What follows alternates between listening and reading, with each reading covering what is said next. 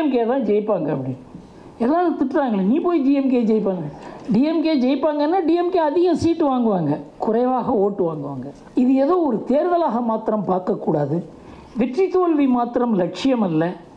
இந்த வெற்றிக்கு பின்னால் பாஜகவினுடைய வெற்றி எப்படி என்பதே எத்தனை சீட்டு என்பது அல்ல, எத்தனை ஓட்டு என்பது தான்.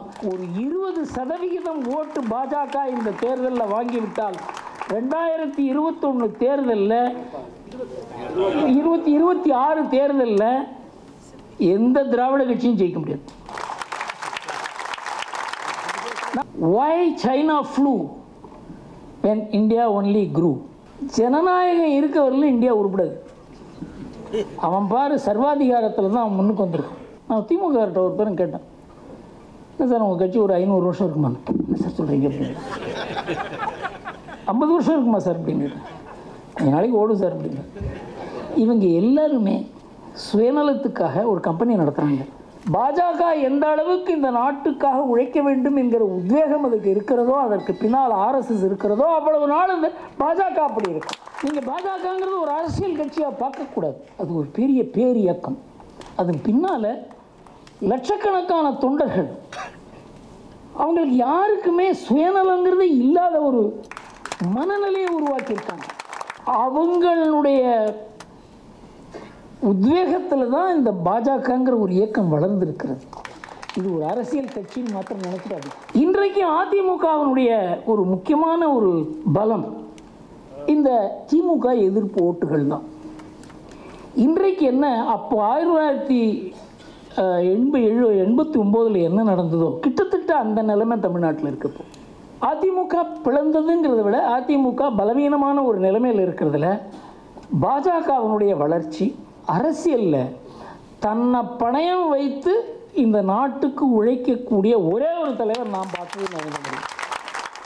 நம்ம பைடன் சொல்கிறாரு, இவருடைய பாப்புலாரிட்டியை பார்த்தாக்க இவருடைய ஆட்டோகிராஃப் வாங்க வேண்டும் போல் இருக்கிறது. இன்றைக்கு அமெரிக்கா ஒரு உலக வல்லரசு அப்படிங்கிற ஒரு எண்ணத்தில் அவங்க எதை வேணால் பண்ண முடியுங்கிற ஒரு நிலைமை இருந்தது. அது அப்படியே மாறிவிட்டு. இதெல்லாம் நம்ம நாட்டு ஜனங்களுக்கு புரியாத விஷயங்கள். இப்போ கெஜ்ரிவால் கேஸ் எடுத்துப்போம். எந்த ஊழலை எதிர்த்து போராடினாரோ அந்த ஊழல் குற்றச்சாட்டு அவர் மேலேயே இருக்குது. போனார், பெரிய போராட்டம் நடந்தது, 1,00,000 பேர். அது வந்த உடனே இந்த நாடே கலங்கி விட்டது. அவங்கள அரெஸ்ட் பண்ணி கொண்டு போன போது திகார் ஜெயிலுக்கு வெளியில் 1,50,000 பேர் இருந்தாங்க. இப்போ அவர் அரெஸ்ட் பண்ண போது எத்தனை பேர் போனாங்க? அண்ணா சாரை ஏமாற்றி, ஸ்ரீ ரவிசங்கரை ஏமாற்றி, பாபா ராம்தேவை ஏமாற்றி, இந்த நாட்டையே ஏமாற்றி இன்றைக்கு ஒரு குற்றவாளியாக நிற்கிறார் அவர். 1976 இதே இடத்துல ஆர்ஆர் சபாவில் எமர்ஜென்சி எடுத்து ஒரு கூட்டம் நடந்தது. அந்த கூட்டத்தை நாங்கள்லாம் சேர்ந்து தான் ஆர்கனைஸ் பண்ணோம். அந்த கூட்டத்தை நடத்துவதற்கே அவ்வளவு பயம் அந்த காலத்தில். அதில் doctor Hegde, KS Hegde supreme court ஜட்ஜாக இருந்து ராஜினாமா செய்து பாஜகவில் பின்னால் சேர்ந்தவர் எம்பி ஆனார். அப்புறம் ஈரா செழியன், சோ ராமசுவாமி, இவங்க தான் அந்த கூட்டம் நடத்த முடியுமா முடியாதாங்கிறது, அதாவது கூட்டத்துக்கு யாராவது வந்தாக்க கைது செய்கிற ஒரு நிலை. எங்களை சொல்கிறான், இன்னும் ஒரு 15 நிமிஷத்தில் உங்களை கைது செய்ய போகிறோம். அதுதான் எமர்ஜென்சி. இப்போது அன்டிக்ளேர்டு எமர்ஜென்சி என்று கூறுகிறார்களே, அது எவ்வளவு பெரிய பொய் என்பதை, அன்றைக்கு எமர்ஜென்சி எப்படி இருந்தது என்றதை நாங்கள் அனுபவிச்சிருக்கோம். அவர் சாதாரண இளம் வக்கீல். அப்போ தான் எனக்கு திருமணம் ஆகியிருந்தது. நான் சார்ட்டர்ட் அக்கௌண்டன்ட். இந்த மாதிரி இந்த நாட்டில் ஒரு இருண்ட காலம் இருக்கிறது. அந்த காலத்திலிருந்து நாம் வெளிவருவோங்கிற நம்பிக்கையே கிடையாது. யார் வீட்டுக்கு போனாலும் எனக்கு அந்த காலத்தில் கொடுக்கப்பட்ட பொறுப்பு, ஒரு 150 குடும்பத்தில் அந்த குடும்பத்துக்கு தலைவர்கள் ஜெயிலில் இருந்தாங்க. அந்த குடும்பங்களுக்கெல்லாம் ரேஷன் வாங்கி கொடுக்குற பொறுப்பு என்னுடைய பொறுப்பு. 100 ரூபா, 50 ரூபா, 20 ரூபா எல்லா இடத்துலையும் போய், அப்போ சோக்கிட்ட போய் நான் எமர்ஜென்சி போது மாதம் 100 ரூபா கலெக்ட் பண்ணுவேன். இதெல்லாம் எதுக்குன்னா அந்த குடும்பங்களுக்கு அரிசி பருப்பு வாங்கி கொடுக்குற பொறுப்பு. இந்த மாதிரி ஒரு நிலை. அப்போ இந்த மீட்டிங் நடத்தும் பொழுது கூட்டத்தில் யாரும், ஹாலில் யாருமே இல்லை. கூட்டம் வருமா வராதா தெரியாது. ஷோ வந்தார் உள்ள. வெளியில் இந்த சினிமா ஹால்லேருந்து வெளியில் போக மாட்டாங்க பாருங்கள், அது மாதிரி ஹாலுக்கு உள்ளே வந்தாங்க எல்லோரும்.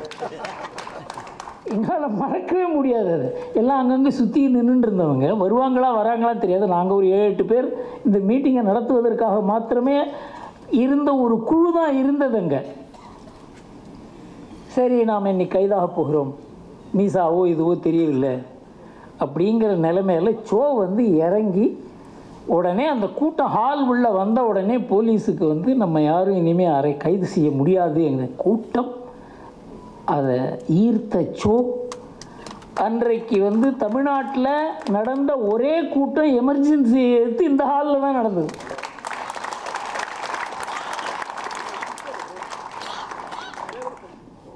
அன்றைக்கு இரவு உங்களுக்கு ஞாபகம் இருக்கா, கேஎஸ் ஹெக்டேயோட பேசிகிட்டு இருந்தோம். திடீர்னு லைட் ஆஃப் ஆகிடுது. எங்கே பார்த்தாலும் அந்த ஹோட்டலில் ஒரே இருட்டு. அப்போது அதாவது அதுக்கு முன்னால் ஒரு கேள்வி கேட்டோம். எங்கே பார்த்தாலும் இருட்டாக இருக்க, நம்பிக்கையே இல்லையே, ஜனங்களுக்கெல்லாம் இது வந்து நல்லது நடக்குதுன்னு நினைக்கிறாங்க, ட்ரெயின்லாம் சரியான டயத்தில் போகிறதுன்னு நினைக்கிறாங்க, ஸ்ட்ரைக்கெல்லாம் இல்லைன்னு நினைக்கிறாங்க, நாட்டில் அமைதி இருக்குதுன்னு நினைக்கிறாங்க, ஒழுக்கம் இருக்குதுன்னு நினைக்கிறாங்க. ஆனால் எந்த சுதந்திரமும் இல்லை, கோர்ட்டெல்லாம் பணிந்து விட்டது, பத்திரிக்கையெல்லாம் வாய் மூடி விட்டது. ஆனால் ஜனங்களுக்கு இன்னும் எமர்ஜென்சி பிடிச்சிருக்க மாதிரி தெரியுது. இதுலேருந்து வெளியில் வர முடியுமா அப்படின்னு ஒரு பெரிய பயம் இருக்கிறதுன்னு நாங்கள் சொன்னோம். அப்போது லைட் ஆஃப் ஆகிடுச்சு, ஒரே இருட்டு. அப்போ அந்த ஊதுவத்தியை மெழுகுவத்தியை ஏற்றி வச்சாங்க. அப்போ சொன்னாங்க, இந்த இருட்டுக்கு ஆன்சர் இந்த மெழுகுவத்தி, you keep the flame of freedom alive அப்படின்னு சொன்னார். இந்த மாதிரி ஒரு நம்பிக்கை இல்லாத ஒரு சூழ்நிலையில் இந்த நாட்டின் பெயரில் இந்த நாடு இருண்டு விடாதுங்கிற அந்த ஒரு நம்பிக்கையை தவிர வேறு எதுவுமே இல்லாத ஒரு குழு போராடியதை, அதன் மூலமாக தான் நம்ம நாட்டில் மறுபடியும் சுதந்திரம் வந்தது. இந்திரா காந்தி கையிலே இருந்து மறுபடியும் நமக்கு சுதந்திரம் கிடைத்ததற்கு காரணம் அந்த எமர்ஜென்சி எதிர்த்து போராடிய அரசு. இது உண்மை, யாரும் மறுக்கவே முடியாது. இப்போ எமர்ஜென்சி இருக்கிறது. இப்போ வந்து அமலாக்கத்துறைனாலே நடுங்கிறது. இந்த அமலாக்கத்துறையை உருவாக்கியது யார்? இந்த பிஎம்எல்ஏ சட்டத்தை கொண்டு வந்தது யார்? இந்த பிஎம்எல்ஏ சட்டம் இவ்வளவு அவசியம். இது இல்லை என்றால் இந்த நாட்டில் இருக்க லஞ்ச ஊழல், இந்த லஞ்ச லாவண்யங்கள், நாட்டிலிருந்து வெளிநாட்டுக்கு பணம் போவது, இதையெல்லாம் தடுக்க முடியாது என்று அதற்கு விவாதம் செய்தது யார்? சுப்ரீம் கோர்ட்டில் இந்த கேஸை எடுத்து எல்லா கட்சியும் சேர்ந்து கேஸ் போட்டாங்க. இந்த பிஎம்எல்ஏ சட்டம் என்பது அரசியல் சாசனத்துக்கு விரோதமானது அப்படின்னு எல்லாரும் அதுக்கு வந்து ஆர்கியூ பண்ணது கபில் சிபல், அப்புறம் சிதம்பரம். சுப்ரீம் கோர்ட்டில் என்ன பண்ணாங்க, இந்த ஜட்ஜு இந்த சுப்ரீம் கோர்ட் இதில் பார்லிமெண்ட்டில் இந்த சட்டம் எவ்வளவு அவசியம்ங்கிறதுல ஸ்லாகியமாக பேசினது யார் தெரியுமா? சிதம்பரம். நீங்கள் இதெல்லாம் பேசியிருக்கீங்களே மிஸ்டர் சிதம்பரம், இந்த சட்டம் வேண்டும் என்று பேசியதே நீங்கள் தானே, இந்த சட்டம் வேண்டாம் என்று கூறுகிறீர்களே ஏன் அப்படின்னு கேட்டபோது அவரால் பதில் சொல்ல முடியல. அந்த சுப்ரீம் கோர்ட் ஜட்ஜ்மெண்ட்டில் சிதம்பரம் இந்த சட்டம் வேண்டும் என்று எந்தெந்த தர்க்கத்தை வைத்தாரோ அந்த தர்க்கத்தை வைத்து தான் அந்த பிஎம்எல்ஏ சட்டம் செல்லும் தேவை என்று உச்சநீதிமன்றம் ஜட்ஜ்மெண்ட் கொடுத்தாங்க. இன்றைக்கு அமலாக்கத்துறை எப்படி இருக்க வேண்டும், எப்படி அது வந்து கருப்பு பணத்தை மாத்திரம் இல்லாத இந்த நாட்டினுடைய வங்கியில் இருக்க பணத்தை கொள்ளையடித்து வெளிநாட்டுக்கு கொண்டு போகிறவங்களெல்லாம் கைது செய்து 1,00,000 கோடி ரூபா சொத்தை பிடிச்சிருக்காங்க. 20,000 கோடி ரூபா அவங்கள்ட்ட இந்த பணத்தை ரெக்கவர் பண்ணி வங்கிக்கு கொடுத்துருக்காங்க. அவங்க கிட்டத்தட்ட ஒரு 5,000 கேஸ் ஃபைல் பண்ணியிருக்காங்க. அரசியல்வாதிகள் சம்பந்தப்பட்ட கேஸ் 50 கேஸ் கூட கிடையாது. 5000 கேஸ். யார் யார் திருடனோ, யார் யார் மோசடி செய்தவனோ, யார் யார் இந்த நாட்டுக்கு துரோகம் பண்ணவனோ அவங்களெல்லாம் எதிர்த்து போட்ட கேஸ் அதெல்லாம் அந்த சட்டத்தின் கீழ் தான் போடப்பட்டது. ஆனால் இந்த அரசியல்வாதிகள் ஒரு 30-40 பேர் பேரில் கேஸ் போட்டதுனால இந்த நாடே இருண்டு விட்டது. இந்த நாட்டில் அன்டிக்ளேர்டு எமர்ஜென்சி இருக்கிறது என்று இவர்கள் கூறுகிறார்கள் என்றால் ஒரு இந்த அரசியல்வாதி ஒருத்தங்கிட்டேருந்து பணம் பிடிச்சிருக்காங்க. 150 கோடி, 350 கோடி, 250 கோடி. எங்கேருந்து இந்த பணமெல்லாம்? இந்த பணமெல்லாம் அவர்களெல்லாம் அந்த அமைச்சர்களை எல்லாம் மமதாவே டிஸ்மிஸ் பண்ணியிருக்காங்க. இப்போ கெஜ்ரிவால் கேஸ் எடுத்துப்போம். இந்த அண்ணா ஹசாரே இருக்கார், அவர் பாவம் ரொம்ப சொல்வார். இப்போ இது ஏன் இந்த ஆள் போய் மாட்டின்றார் அவர்கிட்ட அப்படி? அதுக்கு ஒன்றுமே தெரியாது பாவம். அதுக்கு ஏதாவது ஃபோட்டோ கிட்ட வந்தாக்கா சந்தோஷமாக இருப்பார். அவர் ரொம்ப ஒரு சாதுவான மனுஷன். அவரை போய் தலையில் மிளகா அரைச்சி என்ன தெரியுமா, அவர் ஊருக்கு போய் ராலேகாம் சித்தின்ற ஒரு இடத்துல ஒரு குடிச்சையில் இருக்க ஆசாமி அவர்கிட்ட போய் நீங்கள் ஒரு 25 நாள் நீங்கள் உண்ணாவிரதம் இருக்கணும், 30 நாள் உண்ணாவிரதம் இருக்கணும். உண்ணாவிரதம் இருக்க முடியுமா முடியாதாங்கிறதுக்கு நீங்கள் 1 மாதம் உண்ணாவிரதம் இருந்து ரிஹர்சல் பண்ணுங்கன்னு சொன்னார் சார். அந்த ரிஹர்சல் பண்ணி அதுக்கும் ஆசை பாருங்கள். இந்த வயசில் அவருக்கு இது லஞ்சத்தை எடுத்து ஊழலை எடுத்து போராட வேண்டும் என்கல அவருக்கு ஆசை இருந்திருக்கலாம். ஆனால் அதை உபயோகப்படுத்தியது எப்படி? 1 மாதம் பட்டினி இருக்க வச்சு அதுக்கு அந்த ஸ்ட்ரென்த் இருக்கான்னு பார்த்துட்டு அதுக்கப்புறம் டெல்லியில் ஒரு பெரிய ஒரு பட்டினி போராட்டம் நடந்தது நீங்கள் பார்த்துருப்பீங்க. அதுக்கு 2 நாள் முன்னால் இந்த ஸ்ரீ ரவிசங்கர், இந்த பாபா ராம்தேவ் இவங்கெல்லாம் இதுக்கு பெரிய அளவுக்கு அந்த உண்ணாவிரத போராட்டத்துக்கு அதில் கிட்டத்தட்ட 1 லட்சம் பேர் வந்திருந்தாங்க. அந்த 1 லட்சம் பேருக்கு சாப்பாடு எல்லாம் கொடுத்ததெல்லாம் இவங்க தான். அப்போ ஸ்ரீ ரவிசங்கர் எனக்கு ஃபோன் பண்ணி நீங்கள் அரவிந்த் கெஜ்ரிவால் உங்களை பார்ப்பார், அவருக்கு நீங்கள் ஒரு சில ஆலோசனைகள் கொடுக்கணும், அவர் மனதில் சில கேள்விகள் இருக்குதுன்னு சொன்னார். சரி வர சொல்லுங்க அப்படின்னு சொன்னேன். இவர் ஜெய்சுக்லால் ஹாத்தின்னு ஒரு மந்திரி இருந்தார்.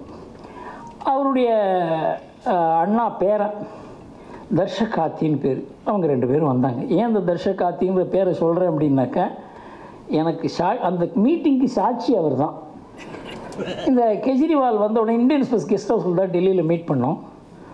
அப்போ கெஜ்ரிவால் சொன்னார், நீங்கள் ஸ்ரீ ரவிசங்கர்கிட்ட நான் போனேன், அந்த போஃபர்ஸ் ஊழலை 3 ஆண்டுகள் அதை உயிர்ப்பித்து வைத்து அந்த போஃபர்ஸ் ஊழல் அடிப்படையில் தான் ராஜீவ்காந்தியை நீங்கள்லாம் தோக்கடிச்சிங்க.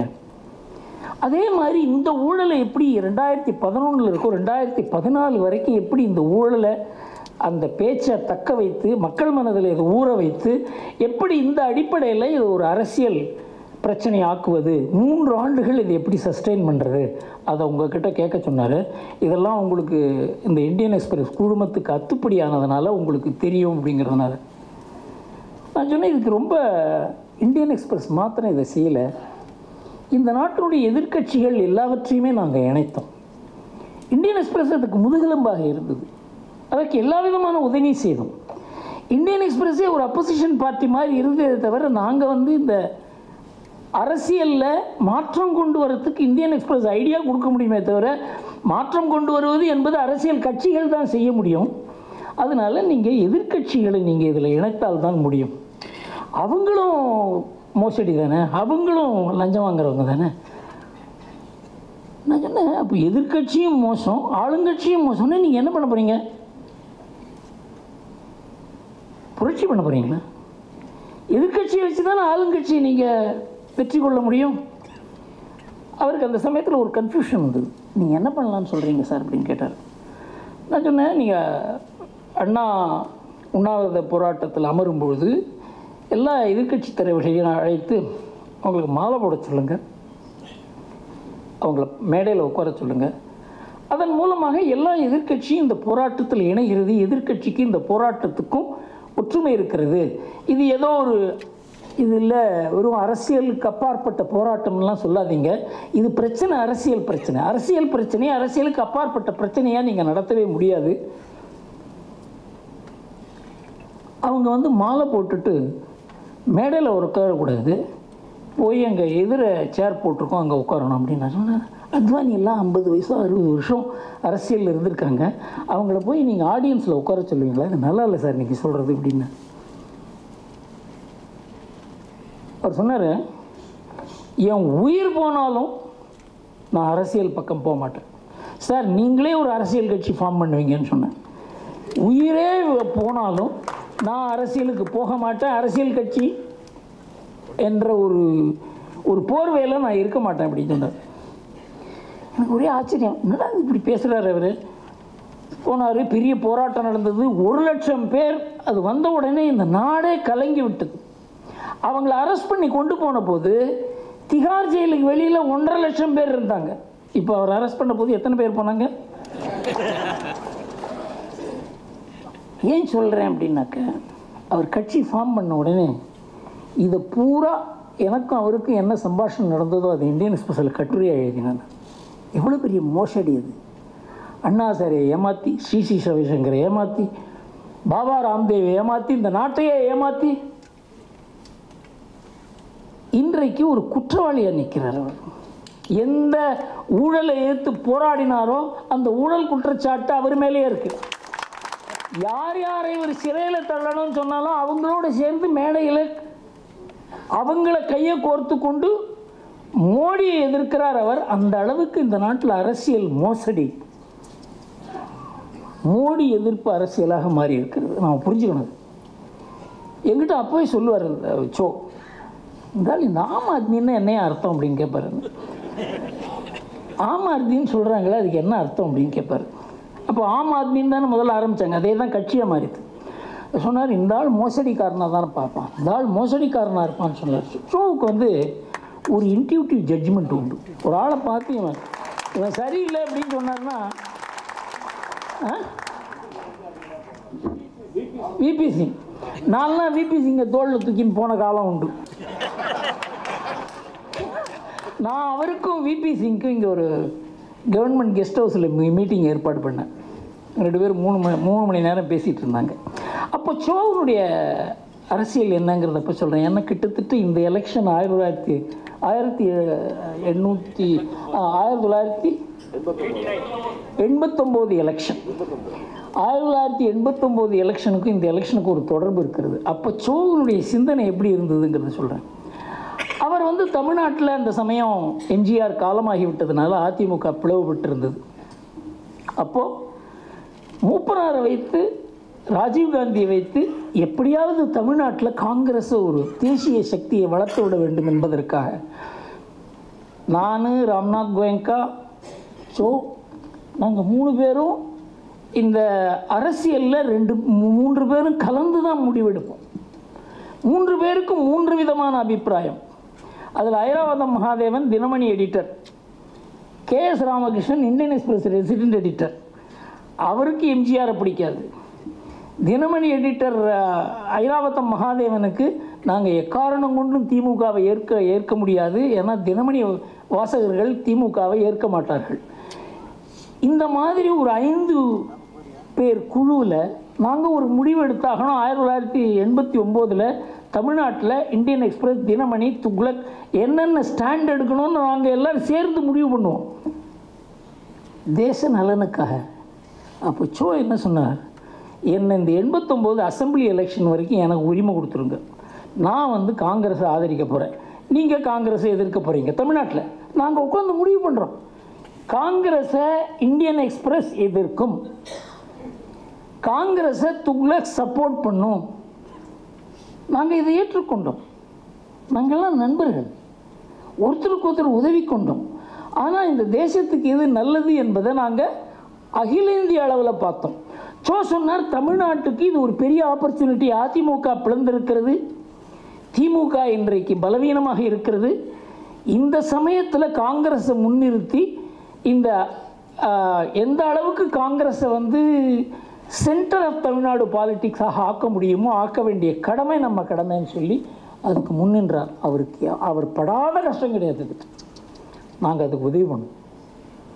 அகில இந்திய அளவில் ராஜீவ்காந்தி எதிர்த்தால் கூட தமிழ்நாட்டில் எப்படியாவது காங்கிரஸை ஒரு தேசிய சக்தியை இந்த திராவிட இயக்கங்களுக்கு எதிராக முன்னிறுத்த வேண்டும் என்பதற்காக அந்த நிலைமை எப்படி மாறித்துன்னு சொன்னாக்க, திமுக 28% ஓட்டு வாங்கினாங்க. ஜெயலலிதா பிரிந்த அதிமுக அணி 21% ஓட்டு, 9% ஜானகி, 20% காங்கிரஸ் ஓட்டு வாங்கினாங்க.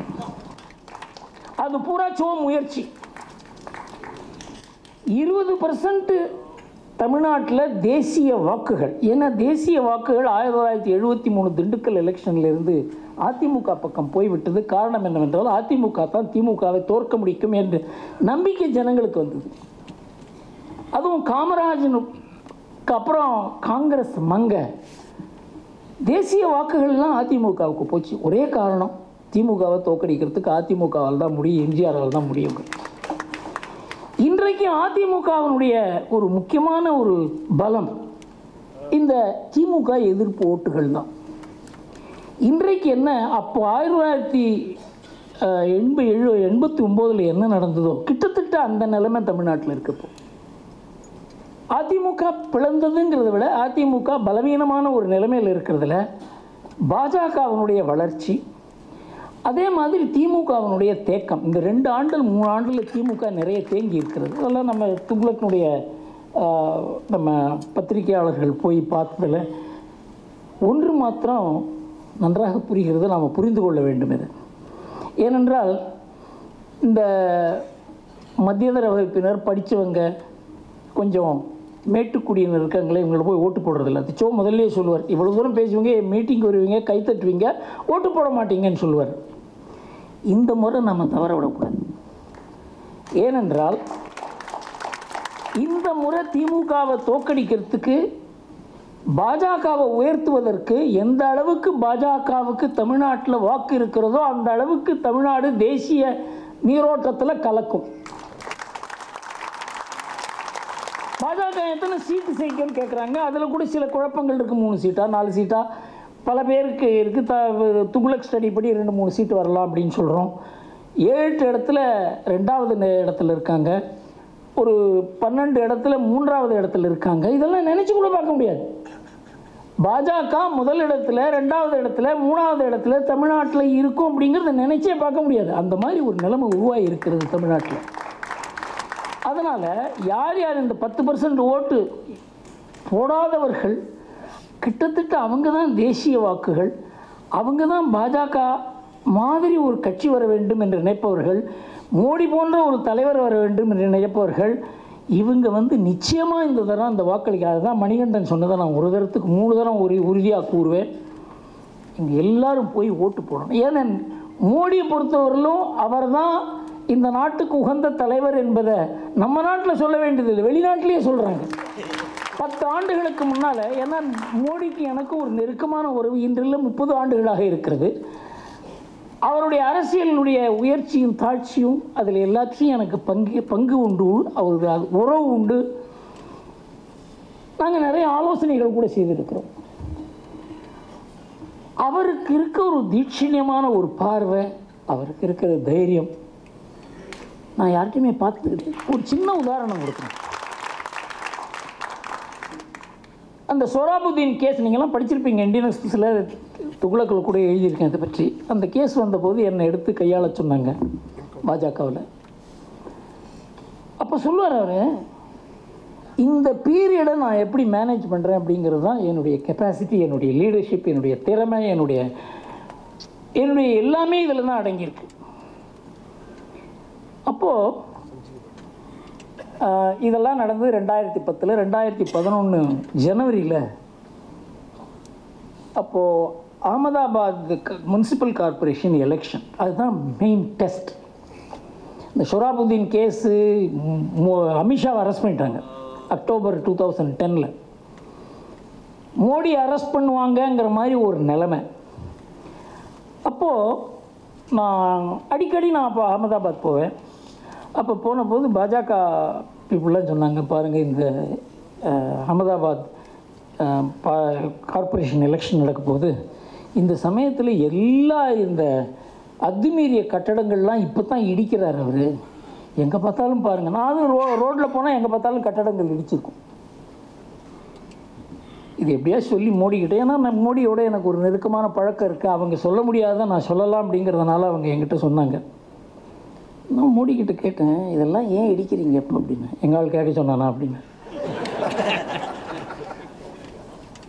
கேட்க சொன்னால் அவங்க நீங்கள் நிறுத்துன்னு சொன்னாங்க, நான் ஏன் இடிக்கிறீங்கன்னு கேட்குறேன், அவ்வளோதான் அப்படின்னு. குரு 3 ஆண்டுகள் இந்த இடிக்கிறதை நிறுத்தி வச்சு ஒரே சமயத்தில் நான் இடிக்கிறதுக்கு காரணம் என்ன தெரியுமான்னு கேட்டேன். எல்லாரும் இதை பார்க்கணும். யார் அத்துமீறி கட்டடம் கட்டினானோ அது இடிப்போங்கிறது தினம் இடித்தா யாருக்கும் தெரியாது, ஒரே சமயத்தில் இடிக்கும். நான் ஆக்ஷன் எடுக்கிறேங்கிறது அப்போ தான் தெரியும், என் அதிகாரிக்கு தெரியும், பத்திரிகைக்கு தெரியும், என் கட்சிக்கு தெரியும். அப்போ இன்னொன்று சொன்னார், ஏன் தெரியுமா கேட்கலாம், இவெல்லாம் போய் அவன்கிட்ட பணம் வாங்கி எலெக்ஷன் நிற்பான். தன் கட்சியை பற்றி சொல்கிறார். தன் கட்சிக்காரன் இந்த மாதிரி அத்துமீறி கட்டடம் கட்டுறவன்ட்ட டொனேஷன் வாங்குவான், அதை நிறுத்தணுங்கிறதுக்காக தான் நான் இந்த ஆக்ஷன் எடுக்கிறேன்னு சொல்கிறேன். வித்தியாசமான ஒரு தலைவர். இதெல்லாம் நான் அவருடைய நெருங்கி பழகினதால் சொல்கிறேன். இதெல்லாம் வெளியில் இருக்கவங்களுக்கு தெரியவே தெரியாது. அவரை பேசாத வார்த்தை கிடையாது, நம்ம நாட்டில் அவரை சொல்லாத பழி கிடையாது. இது இன்றைக்கு நேற்றுக்கு நடக்கலை. 2002 அவரை பழிக்காத வார்த்தைகளே கிடையாது. சோ மாத்திரம்தான் இந்த பத்திரிக்கை உலகத்தில் யாராவது ஒருத்தர் மோடிக்கு துணை நின்றார் என்றால் அது சோ தான். நான்லாம் அவருக்கு நண்பர்கள், பல வகையில் அவரோட நெருங்கி பழகியிருக்கேன். ஆனால் சோ எப்படி பார்த்தார் என்றால், இது போன்ற ஒரு தலைவர் நாட்டுக்கு தேவைன்னு நினைச்சார். அவர் குஜராத்தில் சீஃப் மினிஸ்டராக இருக்கும்பொழுது அதை நினைச்சார். அப்போ என்கிட்ட ஒரு தான் சொன்னார், 2007 எலெக்ஷன் அப்போ பிஜேபியிலேயே பெரிய பிளவு, இந்த எலெக்ஷனில் மோடி ஜெயிக்க மாட்டார் அப்படி எல்லா பத்திரிக்கையும் கருத்து கூறினாங்க. அப்போ நானும் சோவும் ரொம்ப மனசு விட்டு போயிட்டோம், மோடி தோத்தா என்ன ஆறுது அப்படின்னு. அந்த சமயத்தில் சோனியா காந்தி பெரிய அளவுக்கு இந்த நாட்டில் பெரிய திட்டங்கள் அது இது எல்லாம் கொண்டு வந்து, சோனியா யூபிஏ அந்த அரசு தான் இந்த உலகத்திலேயே இந்த நாட்டிலேயே இது வரைக்கும் இருந்த அரசில் நல்ல அரசுங்கிற மாதிரி பத்திரிக்கைகள்லாம் எழுதி, வெளிநாட்டில் எழுதி இதுக்கு ஒரு பெரிய ஒரு தோற்றத்தை உருவாக்குறாங்க. அந்த சமயத்தில் மோடி தோற்று போனால் 2007 எலெக்ஷனில் பாஜகவுக்கு ஒரு இருண்ட காலம்தான் கண்ணுக்கு தெரியுது. அப்போ சோ நானும் சோவும் சரி மோடிக்கிட்ட பேசலான்னு சொல்லி ஃபோன் போட்டு பேசினோம். Narendra bhai, what is likely to be the result? போன தடவை எத்தனை சீட்டு வாங்கினோம் அப்படின்னு கேட்டார். 121 சீட்டு. இந்த தடவை 121 சீட்டு வாங்குவோம் அப்படின்னு. எனக்கு ஆச்சரியம். எல்லாம் தோற்று போடுவான்னு சொல்கிறான். கட்சியே உடைந்திருக்கிறது. 117 சீட்டில் ஜெயிச்சார் சார். நாங்கள் 2 பேரும் உட்கார்ந்துருக்கும்பொழுது நீ குரு நீ சோ ஆஃபீஸுக்கு போன்னு சொன்னார். அங்கே போனேன். அங்கே ஃபோன் பண்ணார். 117ன்னு கவலைப்படாதீங்க, இன்னும் 2 வருஷத்தில் 4 பை எலெக்ஷன் வரும், 4லையும் நான் தான் ஜெயிப்பேன், 121 அப்படியே ஆச்சு. நீங்கள் இந்த மாதிரி ஒரு, அதாவது மக்களுடைய மனதை புரிந்து கொண்டு அதற்கான எந்த விதமான துணிவான முடிவையும் எடுக்க தயாராக இருக்கக்கூடிய ஒரு தலைவர். என் நண்பர் அது 2ஆம் பட்சம். எத்தனையோ நண்பர்கள் இருக்காங்க எனக்கு பிஜேபியில். பிஜேபிக்கு அப்பாற்பட்ட நண்பர்கள் இருக்காங்க. அது எதுக்கு விபி சிங்கனுடைய நண்பர் தான். ஆனால் அரசியலில் தன்னை பணயம் வைத்து இந்த நாட்டுக்கு உழைக்கக்கூடிய ஒரே ஒரு தலைவர் நான் பார்த்தது நரேந்திர மோடி.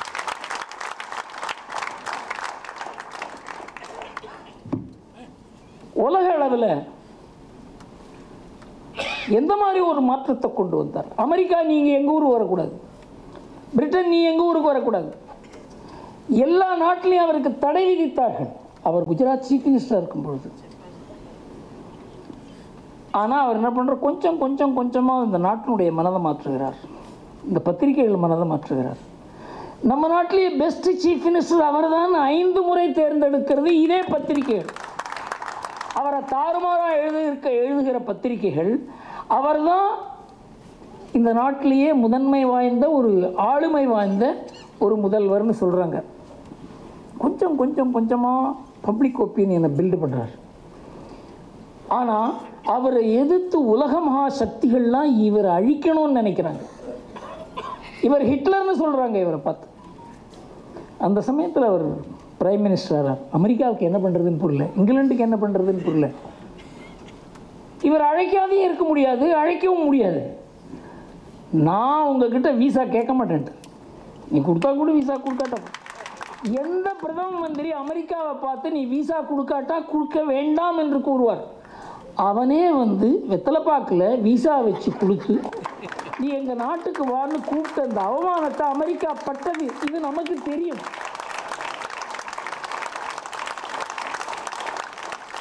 இது 2014 செப்டம்பரில் இல்லை 2014 ஜூன் மே தானே ஜெயிச்சார். மே 17 முடிஞ்சு 19ஆம் தேதி நான் அவரோட அமர்ந்திருக்கிறேன். அஜித் டோவலும் நானும் அமர்ந்திருக்கிறோம். அப்போ அவருக்கு முதல்ல யார் ஃபோன் பண்ணா தெரியுமா? Chinese president Xi Jinping. அவர் குஜராத் பவனில் இருக்காரு, அவருக்கு டிரான்ஸ்லேட் பண்ணுறதுக்கு கூட யாரும் இல்லை. ஒரு Ajit Doval minister of external அஃபேர்ஸ்லேருந்து யாரோ ஒரு இன்டர்பிரேட்டரை கொண்டு வந்து அவர் என்ன பேசுகிறாருன்னு கொஞ்சம் கேட்டு சொல்லுங்க. இப்போ ஜி ஜின்பிங் சொல்கிறாரு, நான் தான் I should be the first head of state to visit India. நடந்தது செப்டம்பரில், அவர் தான் முதல்ல வரார். அது மாத்திரம் இல்லை, உங்கள் கிராமத்துக்கு நாம் போகணும். காரணம் என்னவென்றால் ஃபாஹியன் அங்கே சைனாவில் அவருடைய கிராமத்தில் பிறந்தவர். யார்? ஜி ஜின்பிங் கிராமத்தில். அவர் வந்து ஒரு புத்த விகாரம் கட்டினது மோடியினுடைய கிராமத்தில். எங்கள் கிராமத்தில் பிறந்த ஃபாஹியன் உங்கள் கிராமத்தில் புத்த விகாரம் கட்டினதால் நாங்கள் வந்து பார்க்கணும்னு சொன்னார். அங்கே போக முடியல. காரணம் என்னவென்றால் ஹெலிகாப்டரில் தான் போய் ஆகணும். ஹெலிகாப்டரில் போவதற்கு சைனீஸ் கவர்மெண்ட்டில் பர்மிஷன் கிடையாது வெளிநாட்டில்.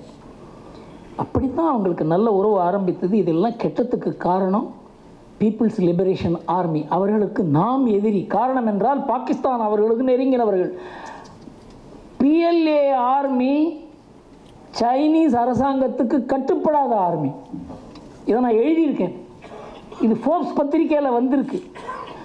இங்கே வந்தபோது அவங்க லடாக்கில் இன்டர்வியூன் பண்ணாங்க. லடாக்கில் இன்ட்ரூட் பண்ணி இங்கேருந்து ஜி ஜின்பிங் அவர் இங்கே இருக்கும்பொழுது அவருக்கு அவமானம். அங்கே போய் 4 ஜெனரலில் டிஸ்மிஸ் பண்ணுறார் அவர். சீனா நமக்கு எதிரி அல்ல, PLA தான் எதிரி. எவ்வளவு முயற்சி பண்ணியும் ஜி ஜின்பிங்கும் மோடியும் நட்பு ஏற்படாததற்கு முதல் காரணம் PLA. இதை நாம் புரிந்து கொள்ளலாம். அவங்களுக்கு உள்ள இருக்க அரசியல் வித்தியாசங்கள். அப்போ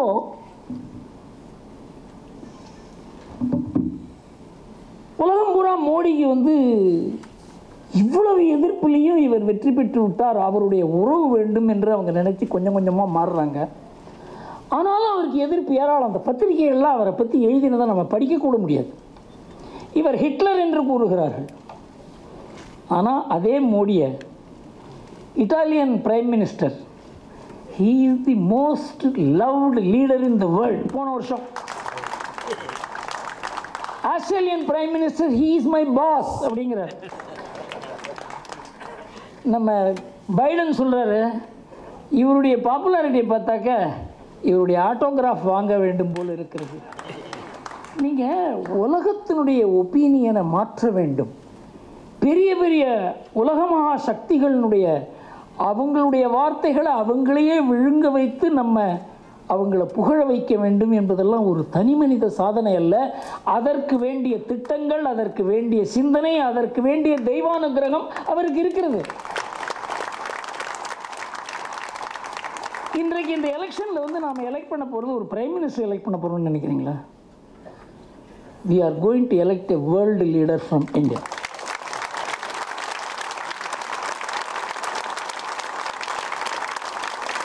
அவருக்கு எதிரி யாரா பாருங்க. அவருக்கு எதிரி யார் இருக்கா? இந்த நாட்டுக்கே ஒரு பிரதம மந்திரியை தேர்ந்தெடுக்க வேண்டும் என்றால் மோடிக்கு எதிராக யார் இருக்காங்க? அந்த இந்தி கூட்டணியில் ஒருத்தர் ஏற்றுக்கொள்ளாத ஒரு நிலை. இந்த நிலை நம்ம நாட்டுக்கு ஒரு காலத்தில் வந்தது. அந்த நிலையை ஏற்படுத்தியதில் எனக்கு ஒரு பங்கு உண்டு. அதுதான் விபி சிங்கை பிரதம மந்திரி ஆக்கினது தான். அது அது காலத்தின் கட்டாயம்.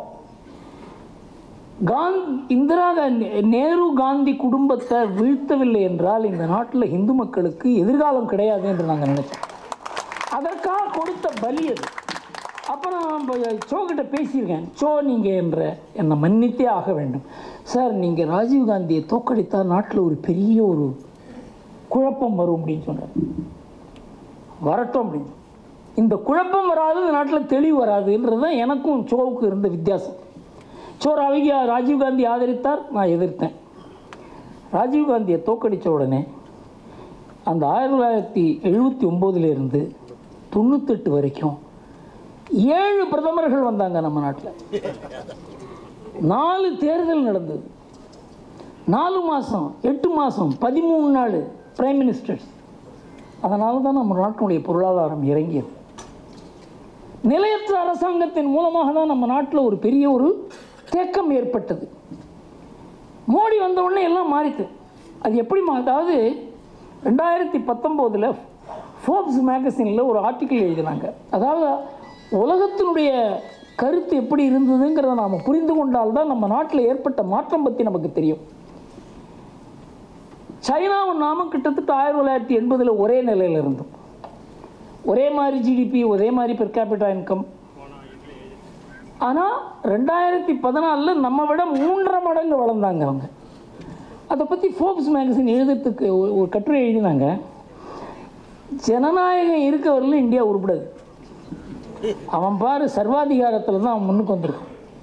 இந்த தேர்ட் வேர்ல்டு கண்ட்ரிஸ், அதாவது வெள்ளக்காரனுக்கு தான் ஜனநாயகத்தை வச்சு எப்படி முன்னுக்கு கொண்டு வருவது என்று தெரியுமே தவிர, முன்னுக்கு வருவது என்று தெரியுமே தவிர, பொருளாதாரத்தை வளர்க்க முடியும் என்பதை வெள்ளக்காரன் தான் காண்பிக்க முடியுமே தவிர, வெள்ளைக்காரர்கள் இல்லாத நாட்டில் ஜனநாயகத்தின் மூலமாக ஒரு நாடு வளர முடியாதுன்னு 2019 ஆர்டிக்கிள் எழுதுகிறாங்க ஃபோர்ப்ஸ் மேகசினில்.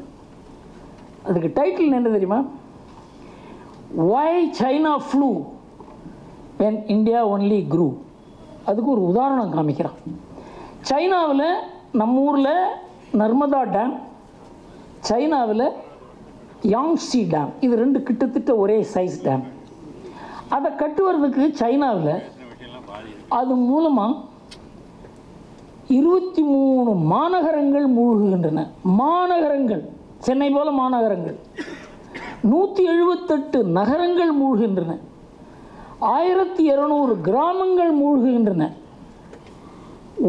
12 லட்சம் பேர் அப்புறப்படுத்துகிறார்கள். அந்த டேமை 10 வருஷத்தில் கட்டுறாங்க அவங்க. அதை காமிக்கலாம். இந்த ஊரில் எப்படி இருப்பார்? நர்மதா டேம், ஒரு மாநகரம் பாதிக்கப்படலை, ஒரு நகரம் பாதிக்கப்படலை, 123 கிராமங்கள் மட்டுமே பாதிக்கப்பட்டன. பாதிக்கப்பட்ட மக்கள் தொகை 1 லட்சத்துக்கும் கீழே. இதை எதிர்த்து போராட்டம், நர்மதா பச்சாவ் ஆந்தோலன். அவங்க சுப்ரீம் கோர்ட்டுக்கு போகிறாங்க. 1995 சுப்ரீம் கோர்ட் இந்த டேமை கட்டக்கூடாதுன்னு சொல்கிறாங்க. 1999 நீங்கள் கட்டுங்க, ஆனால் பாதி சைஸ் கட்டுங்க அப்படிங்கிறாங்க. பாதி சைஸ் கட்டினா யாருக்குமே லாபம் கிடையாது. மத்திய பிரதேஷ், மகாராஷ்டிரா, குஜராத் எல்லாருக்குமே தண்ணி தேவை. நீங்கள் இந்த அளவுக்கு குறைச்சிங்கள்லாம் முடியாது. வருஷத்துக்கு 2.5 மீட்டர் ஏற்றி 2019 தான் சுப்ரீம் கோர்ட்டு இது முழு அளவுக்கு பர்மிஷன் கொடுத்து ஜவஹர்லால் நேரு அடிக்கல் நாட்டிய அந்த டேமை 2021 தான் முடித்தாங்க. 60 வருஷம் ஆச்சு. இந்த ஜனநாயகத்தை வச்சுட்டு இந்த நாடு உருப்பட முடியுமான்னு கேட்டான். மோடி கொடுத்த பதில், ஜனநாயகத்தை வைத்துக்கொண்டு அந்த ஆட்சி முறையில் இந்த நாடு முன்னேற முடியுங்கிறத நான் குஜராத்தில் காமிச்சிருக்கேன். இதை தேசிய அளவில் நான் காண்பிக்கிறேன்னு சொல்லி காண்பித்த மனுஷன். இத்தனை நாளைக்குள்ள இந்த திட்டம் நிறைவேற வேண்டும். நான் அந்த ஜன்தன் யோஜனா இருக்க, இப்போ 52 கோடி பேருக்கு பேங்க் அக்கௌண்ட் ஓப்பன் பண்ணி கொடுத்துருக்காங்களே, அது முதல்ல திட்டம் போடும்பொழுது அந்த ஆலோசனையில் நான் இருந்தேன். ரிசர்வ் பேங்க் சொன்னாங்க 1 கோடி அக்கௌண்ட்டுக்கு மேலே இந்த நாட்டில் முடியவே முடியாது, 1 கோடி தான். ஃபைனான்ஸ் மினிஸ்டர் சொன்னாங்க 3 கோடி. நாங்கள் செப்டம்பரில் டிஸ்கஸ் பண்ணிட்டு இருக்கோம். மோடி சொல்கிறாரு 31ஆம் தேதி மார்ச்சுக்குள்ளே எனக்கு 7.5 கோடி அக்கௌண்ட் வேணும். நடந்தது. இன்னைக்கு 52 கோடி அக்கௌண்ட். அவங்க கேட்டாங்க, இந்த இந்த இந்த அக்கௌண்ட்டில் யார் பணம் போடுவாங்க? அதை பற்றி நீ கவலைப்படாது, அக்கௌண்ட் ஓப்பன் பண்ண நான் பணம் போடுறேன் அப்படிங்கிறேன். Direct benefit transfer. நேற்று பத்திரிகையில் செய்தி வந்திருக்கிறது, 52 கோடி அக்கௌண்ட்டில் 2,35,000 கோடி ரூபாய் சாதாரண மக்களுடைய சேமிப்பு. போன ஆண்டை விட 20% அதிகமாக இருக்கிறது. இந்த தீர்க்க தரிசனம். டாய்லெட் 11 கோடி வீட்டுக்கு டாய்லெட் நினைச்சு கூட பார்க்க முடியாது. 2 கோடி கிராமத்தில் இருக்க மக்களுக்கு வீடுகள்.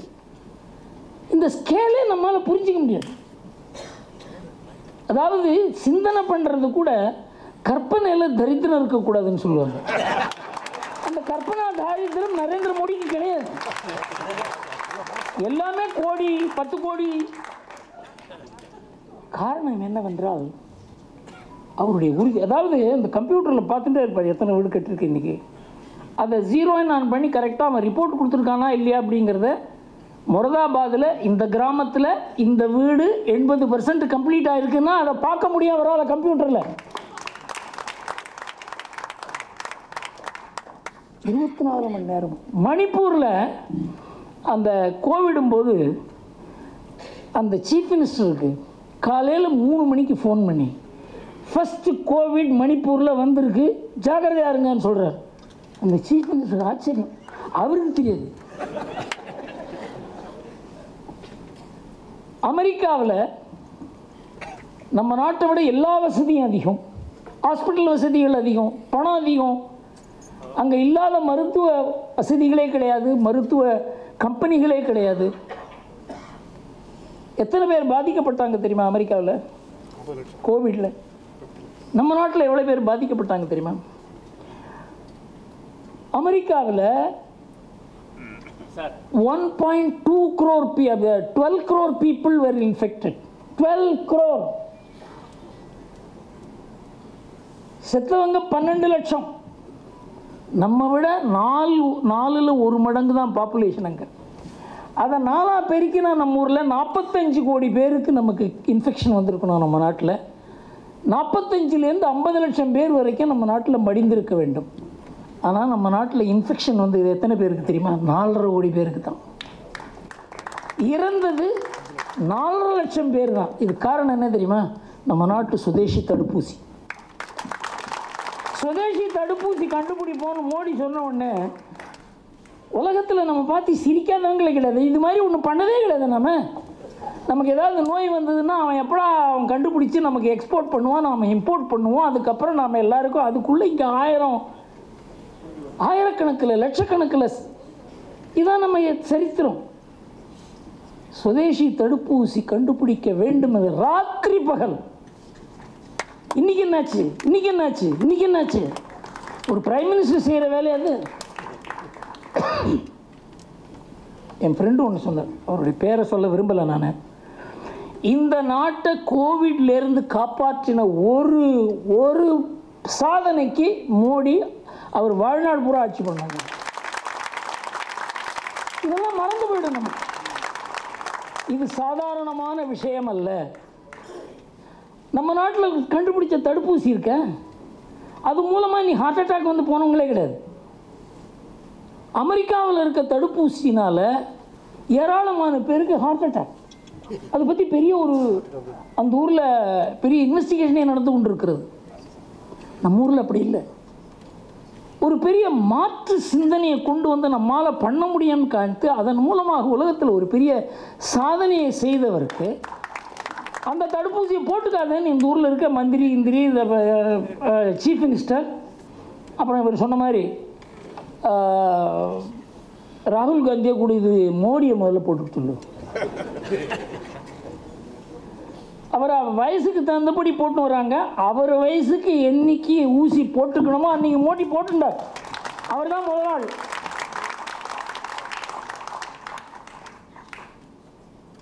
யுக்ரைன் வார் இது ரொம்ப முக்கியம். பல பேர் இதெல்லாம் யோசனையே பண்ணுறது கிடையாது. யுக்ரைனுக்குள்ளே ரஷ்யா நுழைகிறது. அப்போ இது தவறு அப்படின்னு சொல்லி இதை கண்டம் பண்ணணும் அப்படின்னு சொல்லி யுனைடெட் நேஷன்ஸில் ரெசல்யூஷன் போடுறாங்க. நமக்கு ரொம்ப நேரம் டைம் இல்லை, ஒரு 2-3 மணி நேரம் தான் டைம் இருந்தது. மோடி முடிவெடுக்கிறார், அந்த ரெசல்யூஷன் நம்ம சப்போர்ட் பண்ண மாட்டோம் அப்படின்னு. உலகமே ஆடிவிட்டது, அமெரிக்கா நடுங்கிது. அவர் மனதில் என்ன தெரியுமா ஐடியா இருந்தது? இந்த யுக்ரைன் வார் மூலமாக பெட்ரோல் விலை $200 கூட போயிடும். நம்ம நாடு மாத்திரம் அழியாது, உலகமே அழிந்து விடும்.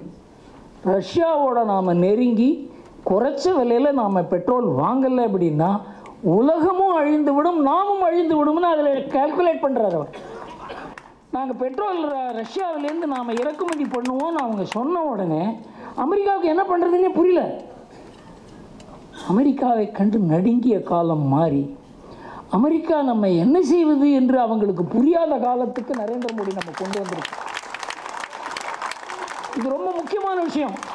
பெட்ரோல் விலை $200 இருக்க வேண்டிய பெட்ரோல் விலை 140 வரைக்கும் போய் நாம் ரஷ்யாவில் பெட்ரோல் வாங்குவோம் என்று சொன்ன உடனே 100க்கு கீழே வந்துட்டு. ரஷ்யாவுக்கு நம்ம பெட்ரோல் டாலரில் கொடுக்குறதில்ல, ரூபாயில் கொடுக்குறோம். ரூபாயில் பெட்ரோல் வாங்குகிற அது மூலமாக என்ன ஆச்சுன்னா உலகத்தில் இருக்கவங்க எல்லாருக்குமே குளிர் விட்டு போச்சு. எல்லாருமே நாம வாங்கலாமே இனிமேல். அமெரிக்காவினுடைய சாங்ஷன்ஸ் எல்லாத்துக்கும் மரியாதை போச்சு. இன்றைக்கு உலகமே மாறிவிட்டது. இன்றைக்கு அமெரிக்கா ஒரு உலக வல்லரசு அப்படிங்கிற ஒரு எண்ணத்தில் அவங்க எதை வேணால் பண்ண முடியுங்கிற ஒரு நிலைமை இருந்தது. அது அப்படியே மாறிவிட்டது. இதெல்லாம் நம்ம நாட்டு ஜனங்களுக்கு புரியாத விஷயங்கள். இதை நிறைய பேசணும், படிச்சு. பத்திரிகையெல்லாம் இதை எழுதுறதே கிடையாது. துக்குளக்கில் மாஞ்சி நான் எழுதி என்ன பிரயோஜனம்? மற்றவங்கள்ட்ட எடுத்து சொல்லணும் இது. அதனால் நரேந்திர மோடி வர வேண்டும் என்பது ஒரு தனி நபருக்காக அல்ல. இன்னும் கேட்டால் அவருக்கு இந்த பதவி தேவை கிடையாது. அவர் என்னைக்கா ஒரு நாள் ஹிமாலயாஸ் தான் போகிறார். அதனால ஆனால் நமக்கு அவர் தேவை, இந்த நாட்டுக்கு தேவை.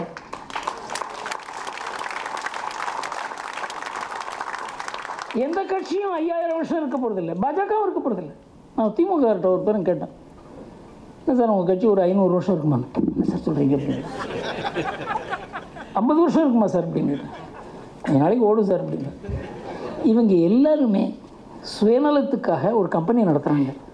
அந்த கம்பெனி என்றைக்கு வேணால் மூடப்படும். அதுக்கு உண்டான ஒரு கெப்பாசிட்டி உள்ள ஒரு ஆள் அந்த கம்பெனியை நடத்தலைன்னா அந்த கம்பெனி மூடப்படும். அது மாதிரி இந்த கட்சியை மூடத்தான் போகிறாங்க.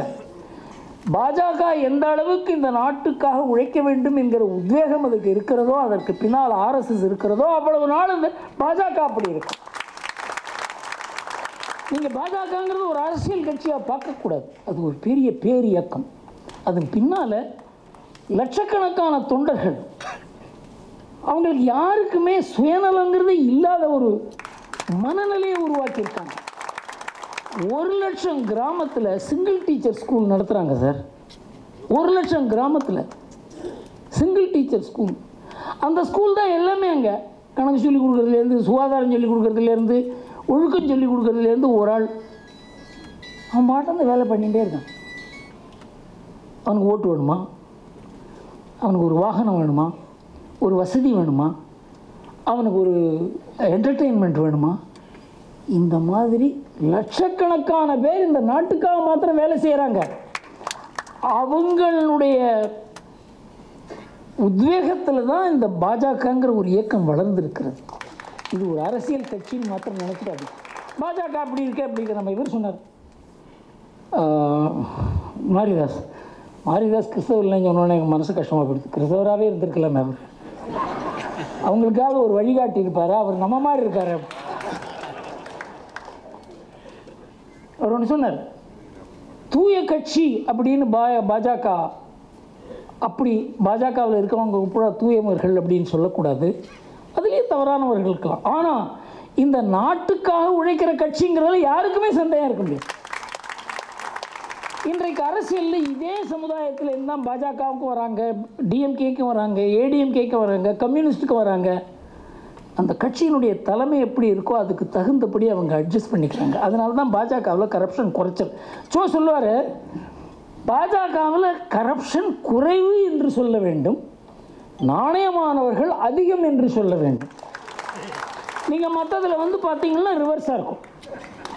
காரணம் என்னவென்றால், இந்த நாட்டை முன்னுக்கு கொண்டு வர வேண்டும் என்று நினைக்கிற பல லட்சக்கணக்கான பேர் பாஜகவுக்கு பின்னால் இருக்காங்க.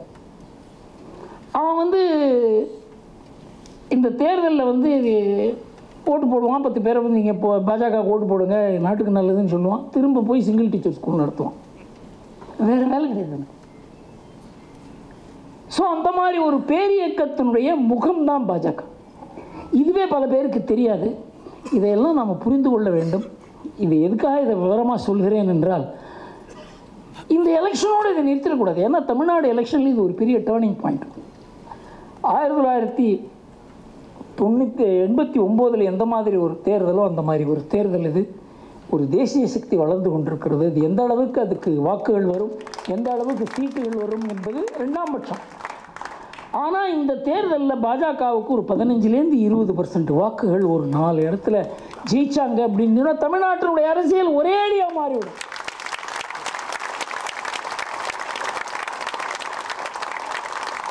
அதை செய்ய வேண்டிய பொறுப்பு நம்முடைய பொறுப்பு.